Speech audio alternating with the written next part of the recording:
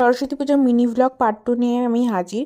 তোমরা দেখেছিলাম আমরা রেডি হয়ে বেরিয়ে গেছি, কিন্তু তার আগে আমরা খেয়েছিলাম। মা মিঠা পরোটা বানিয়েছিল, যেটা রেসিপি মা চ্যানেলে আপলোড করা, যেটা আমি খাচ্ছি আর দিদি খাচ্ছিল আগের দিনের বিরিয়ানি। তারপরে আমরা বেরিয়ে গেছিলাম। ইউনিভার্সিটি গিয়ে আমি কয়েকটা ক্লিপ নিয়েছিলাম, সেই ক্লিপগুলো আমি খুঁজে পাচ্ছি না কোথায় গেল। আমি গেছিলাম আমার একটা বান্ধবী আর আমার দিদি।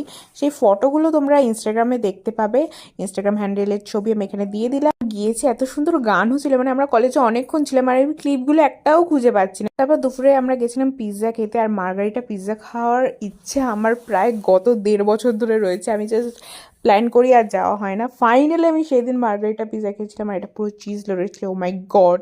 আর এত ভালো ছিল খেতে, এত গরম ছিল, আমি পুরো মুখ পুড়িয়ে সেদিন বাড়ি এসেছি। তারপর আমরা ওখান থেকে গেছিলাম কুটিঘাট। আমার বান্ধবীটা যায়নি, ও হোস্টেলে চলে গেছে, কারণ ও সারাদিন না খেয়েছিল, প্লাস ও সেদিন নিরামিষ ছিল, সোমবার বলে।